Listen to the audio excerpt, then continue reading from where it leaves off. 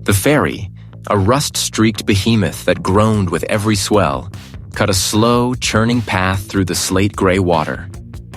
Dean stood at the railing, the raw wind tearing at his coat, salt spray stinging his lips. The mainland had long vanished into the haze, leaving only the vast, indifferent expanse of the ocean. Ahead, a jagged silhouette materialized from the perpetual shroud of fog. A craggy island, its peaks dark and forbidding, topped by the skeletal finger of an abandoned lighthouse. He clutched the worn leather satchel tighter, its contents, maps, a compass, a well-thumbed journal, familiar anchors in a life that had otherwise drifted into chaos. Solitude. That was the promise this place held. A desperate, last-ditch attempt to outrun the echoes that haunted his waking hours. The weight of his grief was a physical thing, a constant pressure behind his ribs, a dull ache that even the biting wind couldn't scour away. He had come here to mend, or perhaps to simply break in private. The ferry's engines rumbled to a halt near a small, barnacle-encrusted dock. A solitary figure, the ferryman, emerged from the wheelhouse, his face a roadmap of sun-dried wrinkles. He gave Dean a long, appraising look that held more pity than curiosity. Dean merely nodded, shouldering his backpack. The gangplank creaked as he stepped onto the slick, seaweed-draped timber. The air here was different, heavier, thick with the scent of brine and something else. Something ancient and cold, like wet stone. The ferryman watched him without speaking until Dean was well past the dock. Then the vessel's engine stuttered back to life. The churn of its propeller a surprisingly mournful sound as it turned back toward the distant mainland. Dean was utterly alone. A narrow, overgrown path, barely more than a deer trail, snaked upward from the dock. The ground beneath his boots was a mix of damp earth and loose shale, making each step a deliberate effort.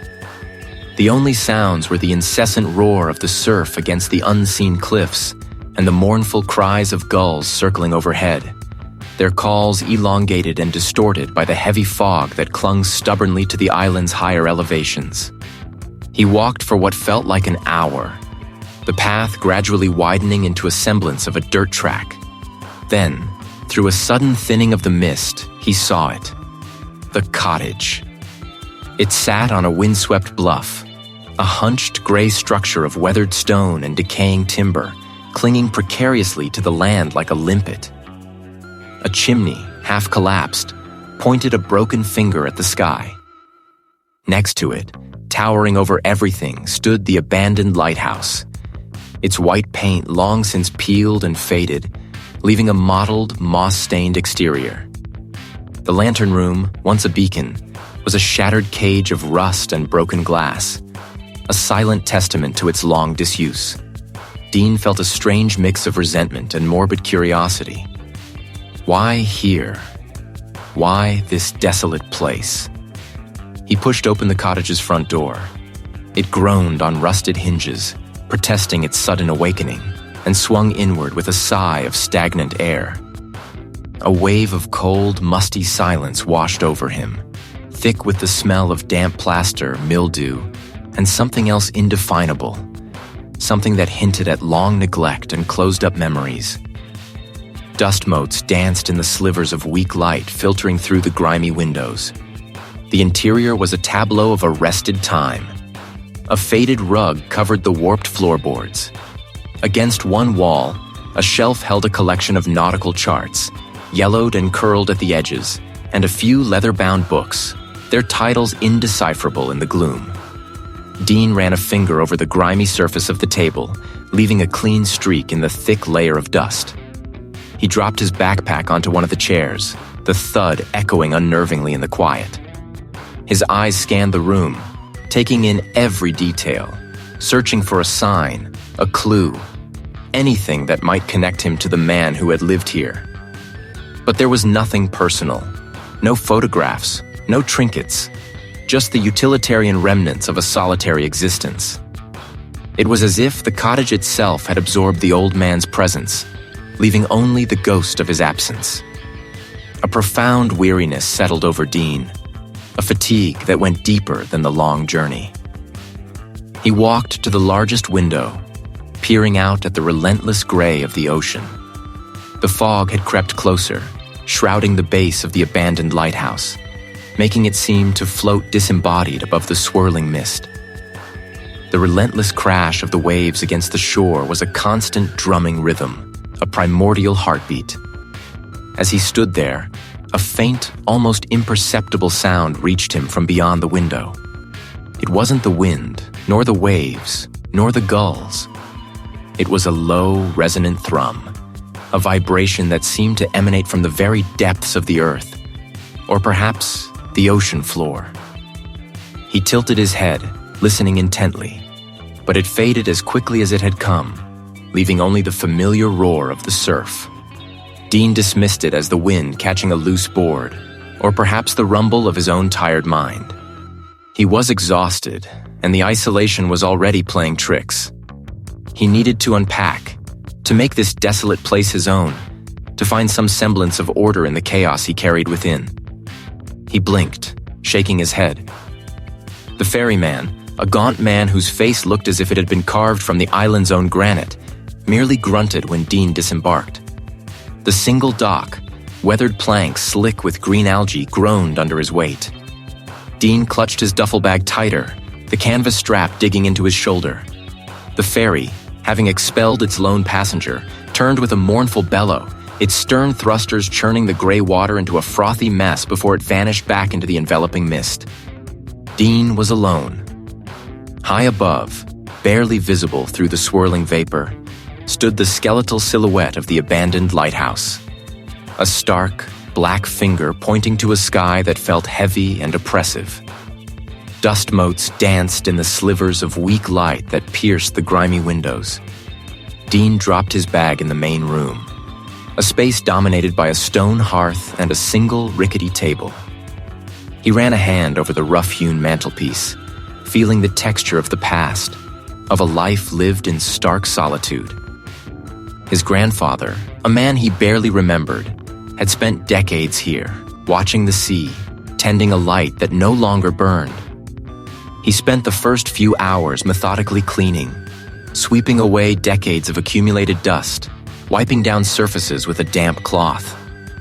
As the sun began its slow descent, painting the fog a bruised purple, Dean paused by the kitchen window. The tide, he noticed, was unusually high, reaching further up the rocky shore than seemed natural. He was a cartographer, a man of precise measurements and observable phenomena, and something about the waterline felt off. He'd studied charts of this region, knew the typical tidal ranges. This was different. He frowned, attributing it to a unique lunar alignment, perhaps, or a storm surge from days past that had yet to recede fully. The sea was unpredictable after all, especially in such a remote place. He dismissed the unease, turning his attention back to the mundane task of boiling water for instant coffee. The only sounds were the mournful sigh of the wind around the eaves and the rhythmic crash of waves against the distant shore. As Dean sat by the flickering lamplight, trying to read a worn paperback, he began to hear them. They seemed to rise and fall, sometimes a mere breath, sometimes coalescing into something that almost sounded like words, just beyond the grasp of comprehension. He strained his ears, convinced it was just the wind playing tricks in the old stone walls, mimicking voices. The isolation, he reasoned, was already getting to him. He was tired, his nerves frayed. He closed his eyes, willing the sounds to cease, but they persisted. A low, guttural murmur that seemed to thrum beneath the very floorboards. Later, while searching for a spare blanket in a forgotten chest in the corner of the main room, his fingers brushed against something hard and leathery tucked beneath a pile of musty linens. He pulled it out. The corners were frayed, the pages within swollen and discolored from dampness. This had to be his grandfather's. He opened it carefully. The first few pages contained mundane entries about weather patterns, supply deliveries, and the maintenance of the lighthouse lamp entries made redundant by the lighthouse's abandonment. But then the script began to change. It grew frantic, sprawling, the ink often bleeding into the damp paper. The language itself shifted, becoming less about facts and more about observations that felt unhinged. And then, the sketches. His breath hitched. They were crude, yet disturbingly detailed. Not of ships or birds, but of things that belonged in nightmares. Deep-sea creatures, yes, but twisted, elongated, with too many eyes or limbs, or no discernible form at all, merely vast undulating masses. There were geometric patterns that seemed to shift as he looked at them, and strange, archaic symbols repeated with obsessive frequency. Beneath this image, scrawled in a hand that looked almost alien, were a few words, barely legible. The tide is a living thing. It breathes, it sings, the deep song, it calls. He flipped through more pages. Warnings were interspersed with the sketches, often underlined multiple times, sometimes almost scratched into the paper with desperate force. Do not listen to the water. It lies. It promises. It lures. And repeatedly, the deep song.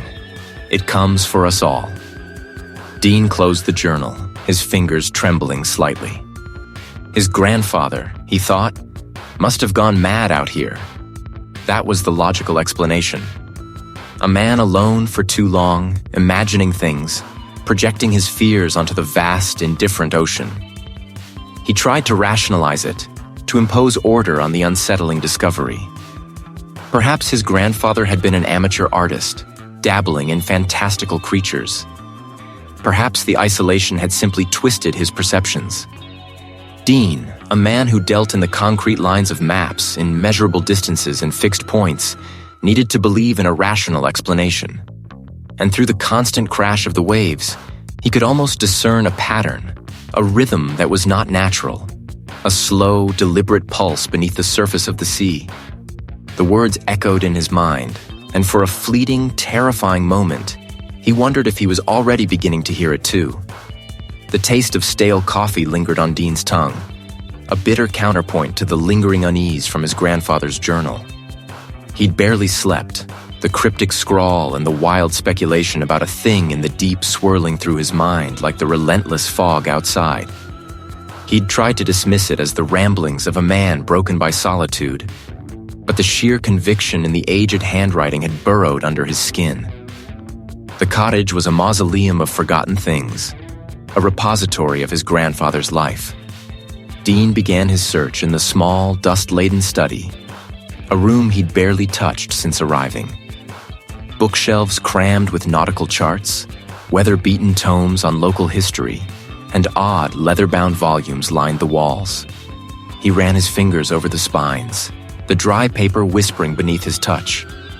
He was a cartographer, accustomed to mapping the known world, but this felt like venturing into uncharted territory, a cartography of fear. He pulled out a thick, faded book titled Isle of the Sirens, Local Lore and Legends. The brittle pages crackled as he opened it, releasing a scent of mildew and forgotten salt. He skimmed through accounts of shipwrecks and storms, then his eyes snagged on a paragraph detailing ancient island myths. It spoke of a vast, submerged city, older than memory, lying in the abyssal trenches just off the coast. The text described strange, pre-human rites performed by the earliest settlers, offerings made to an unnamed presence that slumbered beneath the waves, a pact for safe passage and bountiful fishing. The descriptions were vague, cloaked in folkloric language, but the core idea resonated with his grandfather's frantic entries. Dean closed the books, the dry paper rasping. His earlier dismissal of his grandfather's words felt foolish now, almost arrogant. He picked up the journal again, the warped leather familiar in his hand. He reread the entries, this time with the newly acquired context of the sunken city and the ancient pacts. The old ways, they forgot. The pact, it weakens. The deep stirs, it remembers. Before, Dean had attributed this to madness. Now, a different, far more unsettling interpretation settled upon him. His grandfather wasn't just rambling, He was documenting a forgotten truth, a rising danger. The man had been trying to warn him. He felt a profound, almost primal fear of the vast, unknown expanse beneath the waves, a fear that had been dormant since childhood. Sleep, when it finally claimed him, was a restless, shallow affair. He drifted into vivid, disturbing dreams. He was underwater, the pressure immense, crushing. There were vast, cyclopean structures in the gloom, impossible angles of stone that seemed to absorb light. He thrashed, desperate to break free, but the pull was inexorable. He woke with a gasp, the dream's icy grip still clinging to him. He blinked, trying to clear the lingering images of his dream. It was on the rough-hewn floorboards near his bed, a patch of soft, pulsating light, like scattered starlight. He reached out a hesitant finger, touching the source. It pulsed with a faint, rhythmic light, casting a sickly green hue on the wood. He scrambled out of bed, his eyes scanning the room. More patches of it clung to the base of the stone fireplace, a tiny, glowing tendril creeping up the rough mortar. Another, smaller cluster pulsed on the windowsill, near a crack in the frame, where the ocean air seeped in. It was in the cottage, growing, spreading. Dean stared at the alien glow, a shiver tracing its way down his spine. The dreams, the journal, the legends. And now this. This wasn't just isolation breaking a man. This was something far more insidious, something physical and undeniable. The deep, he thought, was not just stirring in his grandfather's journal. It was encroaching, leaving its mark, slowly, subtly, on the very walls of his inherited solitude. The cold knot of dread in Dean's stomach tightened, a relentless vice. The revelation, though horrifying, brought a chilling clarity. He was no longer simply alone. He was cornered. The air in the cottage, always damp and cool, now carried a new quality, a subtle vibration that hummed just beneath the threshold of hearing. Dean first dismissed it as the wind catching the eaves, or the distant grind of the sea against the rocky shore. It was a sound that didn't just vibrate the air, it vibrated him. He was hunched over his work table, trying to make sense of a half-finished chart, his pen hovering over the parchment. The lines of the coast, the familiar contours of the island, seemed to waver under his gaze. He blinked, rubbing his eyes, but the faint distortion remained. He distinctly remembered leaving it beside the inkwell. It lay now, several inches away, near the edge of the table, its brass casing gleaming dully. He stared at it, then at the empty space where it had been. No draft, no tremor. It had simply slid. A slow, deliberate movement. The hum deepened, pulling at the edges of his concentration. He needed to clear his head. He pushed away from the table, the old wooden chair scraping loudly on the floor, a sound that felt jarringly sharp against the encroaching thrum. He walked to the small, grimy mirror above the wash basin, intending to splash cold water on his face. His reflection stared back, gaunt and tired. But as he watched, a subtle shift occurred. The lines of his face rippled, like a drawing rendered on the surface of disturbed water. For a horrific second, the reflection was not his own, but a distorted, indistinct parody, something fluid and ancient peering back from behind his eyes. He recoiled, stumbling back, his heart lurching. The image flickered, then settled, revealing only his own startled face, pale and drawn. He gripped the edge of the basin, his knuckles white. It was a trick of the light, he told himself, a symptom of his exhaustion, a mind playing games. But the hum, insistent and pervasive, offered a different explanation. Driven by a desperate need for answers, Dean began to search the cottage with renewed urgency. The grandfather's cryptic notes, the warnings about the deep, echoed in his mind. He pried it open, revealing a shallow cavity. Inside, nestled on a bed of dried seaweed, was a collection of bizarre objects. A small, intricately carved whalebone figurine, tarnished silver locket, its clasp fused shut. And beneath it all, a small, leather-bound journal, distinct from the others, its cover embossed with a strange, looping symbol he couldn't decipher. He opened the journal. The handwriting, though his grandfather's, was more frantic, the ink sometimes smeared as if written in haste or distress. Interspersed among the observations of weather patterns and shipping lanes were crude drawings, stick figures standing before towering, indistinct shapes in the water, geometric patterns repeated over and over, and at regular intervals, stark single words, scrawled in thick black ink. Ward, offer, hold deep. On one page, a diagram of the cottage itself, with circles drawn around specific points. The hearth, the threshold, the windows, and each circle filled with the same looping symbol from the cover. And then, a final entry, dated just days before his grandfather's disappearance. The hum grows. The pact stirs. It demands.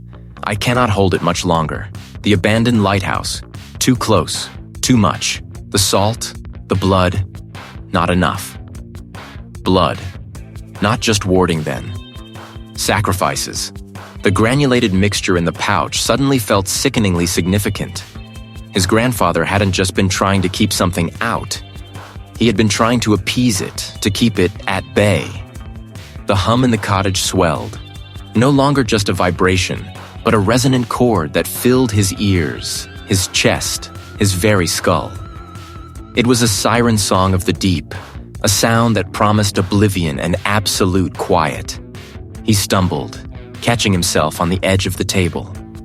Dean's gaze was drawn to the window overlooking the churning gray sea. The fog, which had been a distant shroud, now pressed against the glass, an opaque, living wall. And within the fog, outside the window, something moved. Not a shape, not a solid form, but a disturbance. It was vast, formless, yet undeniably present. It seemed to pulse, to stretch, to swell, pressing against the very fabric of reality. It extended, impossibly fast, towards the window pane, towards Dean. The hum intensified to an unbearable pitch, a roar within his mind.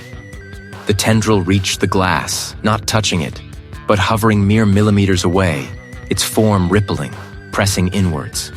The tendril paused, then slowly, deliberately, retracted, dissolving back into the larger, indistinct mass in the fog. Dean stood panting, pressed against the far wall, his heart hammering against his ribs. He had not imagined it. He had not dreamt it. He was facing an entity, and it was reaching for him. The hum in the cottage swelled, not just a vibration in the floorboards now, but a resonant thrum deep in Dean's bones. A sound that felt less like air moving and more like pressure building behind his eyes. He stood by the rough-hewn table, the small leather pouch with its grisly contents lying open, the scent of dried herbs and something metallic clinging to the air. Blood. The word echoed, a cold whisper against the insistent drone that was slowly becoming the soundtrack to his solitude. His grandfather hadn't merely been a chronicler of odd phenomena. He had been an active participant, a keeper of a grim, ancient pact. Dean's hands trembled as he picked up the journal again, the leather cover now feeling strangely warm beneath his fingertips. He flipped past the observations of strange tides and distant phosphorescent glows, past the increasingly frantic sketches of swirling patterns that resembled eddies in dark water. He sought the entries that mentioned the warding, the appeasement. His gaze snagged on a passage, scrawled in a heavier, more deliberate hand than usual. The offering must be made at the turning of the tide, when the veil thins. It hungers for the warmth, for the lifeblood. Without it, the deep song grows unbearable, and the abyssal reach will claim all. Dean swallowed, his throat suddenly parched. The deep song. Was this what he was hearing? He clenched his jaw, determined to find answers. He read on, piecing together fragments. Dates were marked, some with small, crude symbols resembling waves or hooked barbs. A sudden, sharp crack echoed from the far corner of the cottage. A sound like old timber groaning under immense strain. Dean spun around, his heart leaping into his throat. Nothing. But the deep song intensified, a chorus of low, mournful moans now woven into the thrumming, as if the very air wept. He blinked hard, trying to clear his head, but the sensation persisted. Was he hallucinating? He forced his attention back to the journal. One particular sequence of entries, heavily underlined, caught his eye. The last entry on that page, dated just weeks before his grandfather's disappearance, was almost illegible. The words smeared as if written in haste or distress. It stirs. The song is loud. The sanctuary. Dean must seal it. Sanctuary below. And then a detail from an earlier page clicked into place. A crude sketch, almost hidden in the margin, depicting a winding staircase descending beneath a structure that was unmistakably the abandoned lighthouse. His grandfather had built this cottage next to the lighthouse for a reason. It wasn't just the isolation. It was the proximity. The lighthouse, a beacon of safety for sailors, was, for his grandfather, a focal point for something far more sinister. The deep song swelled, a cacophony of groans and a low, grinding thrum that vibrated through the floorboards and up his legs. Dean swayed, a wave of nausea washing over him. He could almost taste it on his tongue. He had to go. The abandoned lighthouse, a place he had avoided since his arrival, now called to him with a terrible magnetic pull. He snatched up the journal, the small pouch of dried blood and herbs, and his lantern. The lighthouse tower loomed, a skeletal finger piercing the shroud, its weathered stone slick with moisture. Inside, the circular stairwell spiraled upwards into gloom. But Dean's gaze was drawn downwards to the base of the tower. The floor was rough-hewn stone, wet with condensation. He remembered his grandfather's sketch, the descending staircase. His lantern beam cut through the absolute blackness, revealing a steep, winding staircase carved directly into the rock, descending into the earth. The air grew heavier, the deep song vibrating against his chest now, a tangible force. This was it. The sanctuary below. A hidden chamber, a crypt beneath the abandoned lighthouse. His grandfather's final, desperate secret. Dean stood, hands still pressed against the rough masonry, his breath catching in his throat. The grinding groan of the stone door had faded, swallowed by the ceaseless murmur of the ocean outside the abandoned lighthouse. He peered into the blackness, a void that seemed to drink the meager light from his lantern. He took a hesitant step forward, the beam of his lantern cutting a wavering path into the gloom. The passage was narrow, barely wide enough for his shoulders, the walls slick with condensation. It was a sound that felt less like a song and more like a vast, slow breath. He pushed deeper, his determination warring with a primal urge to retreat, to seal the passage and forget what he had found.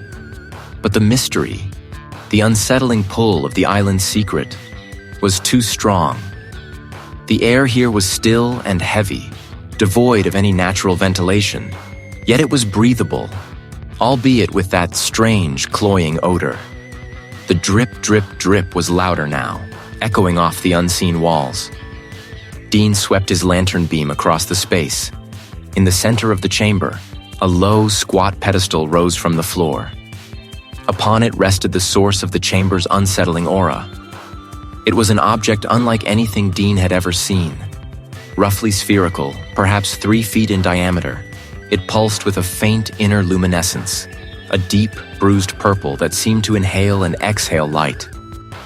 Tendrils of what looked like solidified kelp or calcified veins snaked from its base, anchoring it to the pedestal, their tips disappearing into the floor. It was ancient. More than ancient. As he watched, mesmerized, the pulsating light intensified, drawing him closer.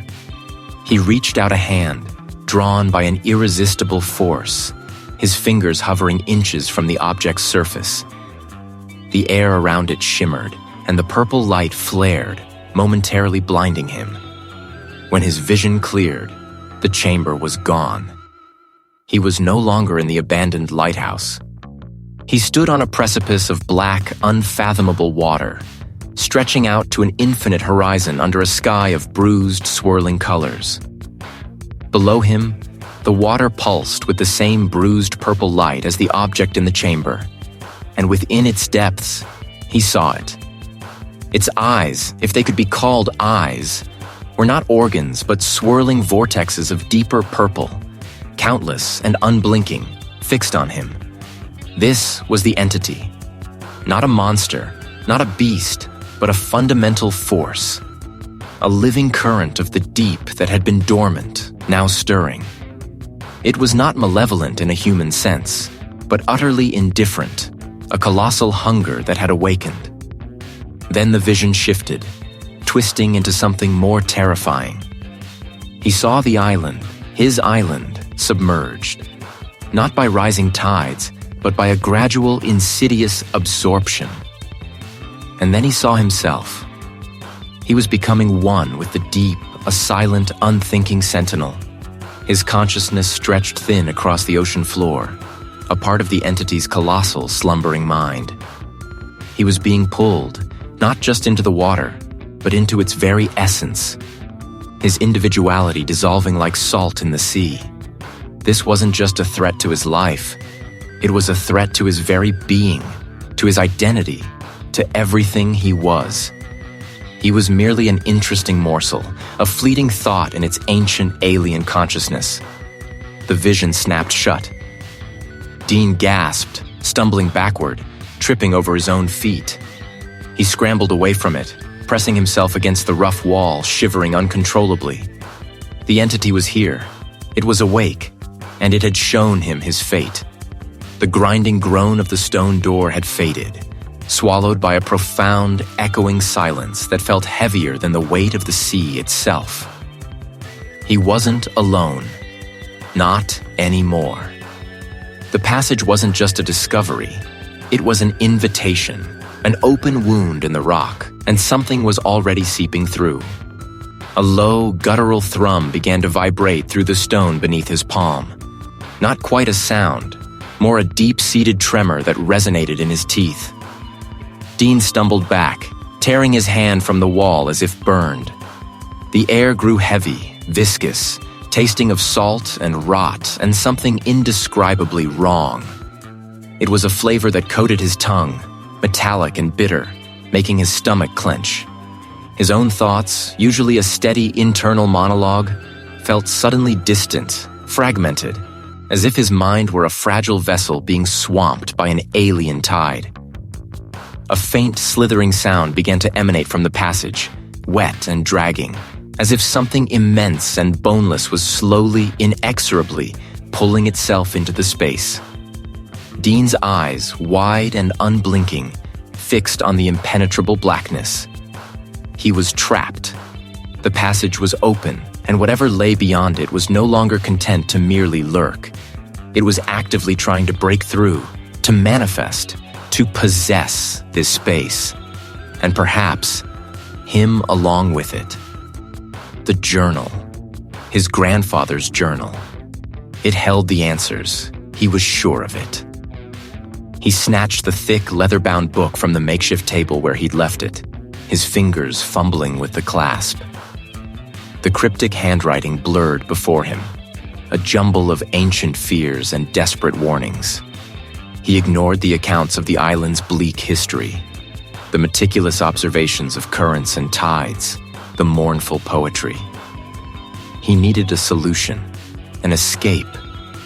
He could feel the entity's focus shifting, its vast, malevolent attention turning towards him, a suffocating weight of unseen malice. He found it. A series of pages near the back, heavily annotated, scrawled with frantic, almost illegible notes. Drawings of strange, geometric patterns intertwined with symbols he didn't recognize, resembling ancient runes. The language was archaic, dense, but he picked out keywords. Binding, reckoning, great deep. His eyes darted across the page, his mind racing to piece together the fragmented instructions. It wasn't a complete ritual, more a framework, a desperate final resort. A sacrifice. The word swam before him, but the meaning was terrifyingly clear. It demanded a profound offering, a life force, a piece of the mortal world to sever its connection to this one. The heart's blood, a vessel for the return, a terrible sacrifice. It wasn't just a life. His grandfather, in his final desperate days, had clearly considered this. But he hadn't completed it. The slithering from the passage grew louder, closer. A tangible pressure pressed against his chest, making it hard to breathe. The air shimmered, and for a fleeting, horrifying instant, Dean saw a ripple of distorting light, like water disturbed by something vast moving beneath its surface, emanating from the blackness. He had found a way, but the price was unimaginable. Ice shards, Dean thought, had been a clumsy descriptor. His blood didn't run cold. It didn't run at all. The words from the journal swam before his eyes. A terrible sacrifice. A life of significant weight, a personal connection, a profound love. The implication was no longer vague. It was a clawed hand closing around his chest, squeezing the air from his lungs. The entity didn't just want a life. It wanted his. Or more precisely, something intrinsically bound to him, something he cherished beyond measure. Outside the cottage, the world had begun to unravel. The subtle shifts of the past weeks had intensified into a maelstrom of unnatural forces. The fog, a constant companion, now churned with a viscous, almost palpable density, pressing against the window panes like a suffocating blanket. It wasn't merely moisture. It carried a faint metallic tang, like old blood mixed with brine. The wind howled, not with the familiar shriek of a coastal storm, but with a guttural, resonant moan that seemed to vibrate in Dean's teeth. A sound too deep for the air, too ancient for the wind currents. He peered out. The tide, usually predictable, now crashed against the shore with an unpredictable ferocity, then receded to expose grotesque stretches of seabed, revealing barnacled rocks that seemed to writhe with a faint bioluminescent glow, like festering sores.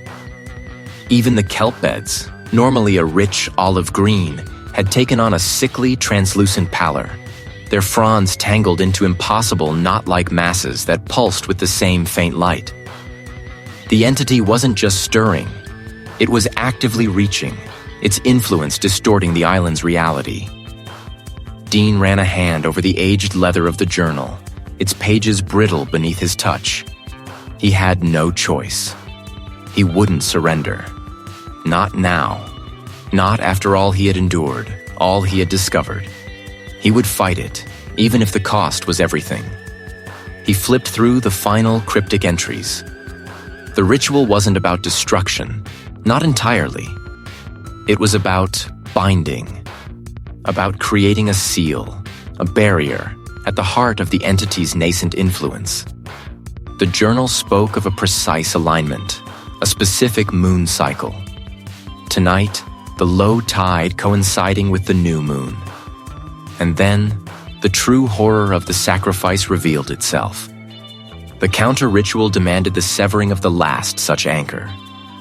To bind the entity, Dean would have to offer up the very thing that kept him tethered to his own humanity, the profound, aching memory of his lost wife. Not her spirit, not her physical being, but the memory of their shared life, the love that still haunted him, the grief that had driven him to this desolate place. He would become a man without a past, without the very essence that defined his sorrow or his joy. The realization hit him with the force of a physical blow, worse than any threat of bodily harm. To live, but to forget her, to nullify the love that still burned like a phantom limb. It was a fate more terrifying than death. But it was the only way. He gathered the necessary items from the journal's instructions. A small, sharp shard of obsidian he'd found on the beach, a pouch of dried sea salt, a cluster of iron filings salvaged from an old compass. A single dried sprig of bell heather he'd picked from the island's highest point months ago. Each item felt heavy, imbued with a terrible purpose. The journey to the abandoned lighthouse was a nightmare made manifest. The path, usually a faint track through the gorse, was now obscured by the swirling metallic fog. He stumbled, his heart a frantic drum against his ribs, his breath ragged. The abandoned lighthouse loomed ahead, a skeletal finger piercing the churning sky. Its stone edifice, usually stark and silent, seemed to hum with a low, resonant frequency, a sound that vibrated through the ground and up into his bones. Dean pushed open the heavy, rusted door to the abandoned lighthouse. Inside, the spiral staircase ascended into the blackness, a gaping maw. The air was thick with the smell of salt, decay, and something else. Something ancient, something that had been patiently waiting. He knew the price, and he knew with a certainty that settled deep in his marrow that he might never truly return. The journal lay open, its last legible words a chilling echo in Dean's mind. The meaning, a cold, hard stone, had settled in his gut. The weight of it was immense. His grandfather hadn't just observed, he had understood. And now, Dean understood too. He knew what that meant. It meant him. There was no escape, no turning back. That was where it had begun, and that was where it would end. He gathered what he needed. The journal, a coil of thick rope, a lantern, and a small, tarnished brass key he'd found tucked inside the journal's final page. A key that felt ancient and wrong in his palm. The wind outside howled a mournful dirge, rattling the cottage windows like skeletal fingers. The air tasted of salt and something else. Something metallic and rotten, like seabed silt disturbed by a colossal weight. Stepping out, the fog was a living thing, dense and suffocating, swallowing the path whole. Each step was a plunge into an opaque, shifting world. The beams of his lantern struggled, painting a paltry circle of yellow that seemed to shrink with every gust. As he neared, the ground beneath his boots felt different, softer, spongier, as if the very earth was yielding to an immense, unseen pressure from below. A low hum vibrated through the soles of his feet, a deep, resonant frequency that seemed to bypass his ears and burrow directly into his skull, tightening the bands of fear around his temples. The entrance to the abandoned lighthouse stood like a gaping maw. The heavy iron door, long rusted from sea spray, hung ajar, groaning on its hinges. A fetid smell like decaying kelp and something utterly alien poured out, thick enough to taste. Dean hesitated, his hand tightening around the journal. He stepped inside. The hum intensified, a vibrating thrum that made the very stones of the lighthouse tremble. The staircase, once sturdy, now seemed to ripple, the stone steps appearing to melt and reform before his eyes. He blinked, shaking his head. Hallucinations.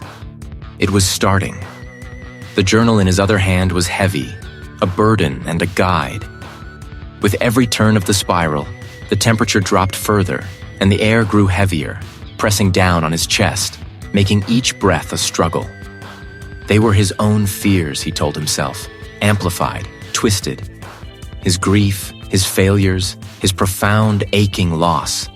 They were all there, given voice by the encroaching presence. He reached the top, the lantern room, a circular chamber where the great lens once revolved. The hum here was deafening, a physical force that vibrated through his teeth, blurring his vision. And then, it manifested. It wasn't a creature in the conventional sense.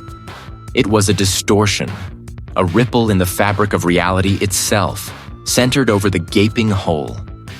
Tendrils of pure blackness, not solid, but like liquid night, pulsed outwards, brushing against the glassless windows. The smell intensified, a nauseating blend of brine, ozone, and something anciently dead. Dean stumbled back, his gorge rising. This was it. The portal. The source of the island's decay, the origin of his torment. He could feel its hunger, a vast, consuming emptiness that sought to swallow not just his body, but his very essence, his memories, his soul. The entity was projecting his deepest fears, twisting them into grotesque parodies. "No," Dean rasped, his voice a dry, reedy sound against the roaring hum. He pulled the brass key from his pocket, its surface strangely warm now.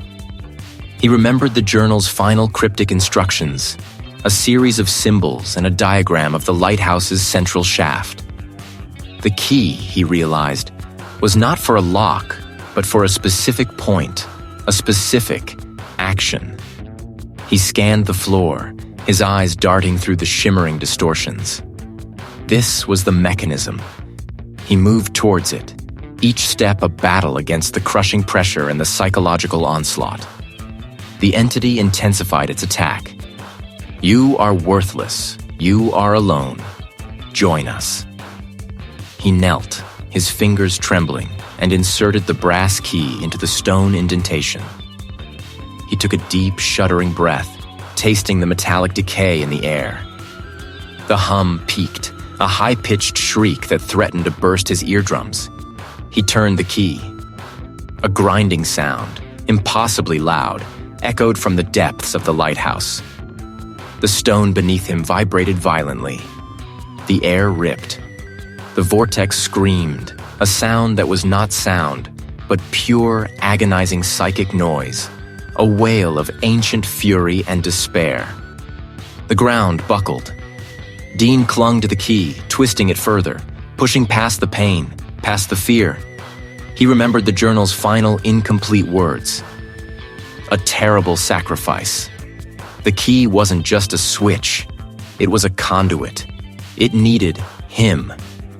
It needed his profound, aching grief, his unshakable connection to the life he had lost, the life he still carried within him. It needed his worth.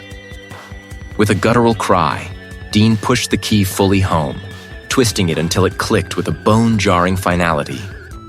The vortex shrieked again, a dying, desperate sound that tore through the air. The black tendrils snapped back, recoiling from some invisible barrier. Dean felt a profound, wrenching sensation, as if something vital was being torn from his very core. It was a sacrifice, not of his life, but of the very essence of what made him Dean, what tied him to his past. The light faded, the sucking sound died, and the humming ceased. Dean lay sprawled on the stone floor, gasping, feeling utterly drained, utterly empty. He had paid the price. He had sealed the rift. But he was no longer the same. The sacrifice had been made. The shriek tore through Dean, not just through his ears, but through the very marrow of his bones. It was a sound that had no origin in the air, but manifested as a raw, internal vibration, threatening to atomize his skull. He knelt in the frigid, damp chamber of the abandoned lighthouse, his fingers locked around the brass key, the hum now a physical force pressing against him, 1,000 tons of water descending. The stone indentation, wet with condensation, seemed to pulse with a faint, sickly green luminescence around the key.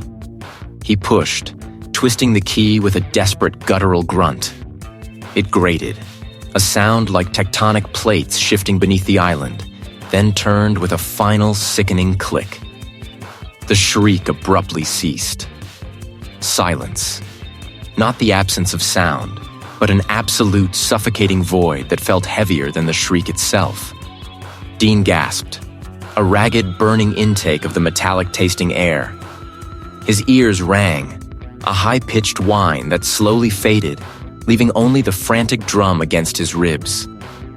The sickly green light from the indentation intensified, spreading across the rough-hewn stone floor, illuminating ancient symbols carved into the granite, swirling patterns that seemed to writhe. A low thrum began, emanating from the floor beneath him, a deep, resonant chord that vibrated up through his knees, into his spine, and settled in the base of his skull. The abandoned lighthouse itself seemed to awaken, groaning around him. The deep song, he realized with a horrifying clarity, was not just a sound. It was a presence, a malevolent consciousness, and he had just opened a door to its fury. The green light pulsed, brighter now, revealing a circular mechanism recessed into the floor where the key was inserted. It wasn't a lock, but a conduit. They were not solid, but impressions, like the memory of something vast and ancient trying to force its way into existence. The thrum intensified, becoming a relentless beat, mimicking his own frantic pulse. He felt the weight of the ocean, not on his body, but directly on his mind, a pressure that threatened to squeeze his thoughts into oblivion. He had fed it, maintained it. The pact wasn't just to warn ships, but to contain, to hold back something unspeakable. The mechanism beneath him wasn't opening a passage out for Dean, but strengthening a barrier against the deep song. And he, Dean, was now part of that circuit. His vision blurred at the edges, the green light warping and stretching. He felt a desperate urge to scream, to tear his hand free, but he couldn't. His will was fractured, splintered by the overwhelming presence of the entity, yet a stubborn kernel of defiance remained. He had come this far. He had to finish it. He pushed back, not physically, but with every shred of his conscious being, focusing on the turning gears, on the green light, on the single desperate thought. No, not yet. The grinding of the mechanism reached a crescendo, a sound that seemed to tear the very fabric of the air. The green light flared, blinding him for a moment, and then, with an almost imperceptible shudder, the light dimmed. The grinding slowed. Dean collapsed, his hand still fused to the key, his body a trembling shell. The thrumming in the floor settled into a low, steady pulse, no longer threatening but resonant, a constant presence.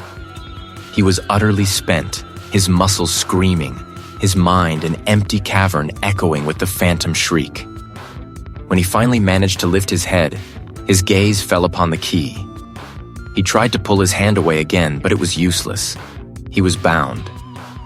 The green light had faded entirely, leaving the chamber in its usual gloom, illuminated only by the faint light filtering in from the single high window. But everything was different. The silence was no longer empty. It was pregnant with a deep, quiet hum that Dean now perceived not with his ears, but with an internal sense, a new, unwelcome awareness that had been carved into his very being. He understood. He was the new keeper. The abandoned lighthouse was no longer just a structure. It was a prison, a barrier, and he was its eternal warder. The deep song had receded, but it hadn't vanished. It was always there, a faint, distant echo in the newly opened recesses of his mind, a constant reminder of the crushing pressure just beneath the waves. He would never be truly alone again. He would never truly escape. He was the lighthouse now, and the lighthouse was him.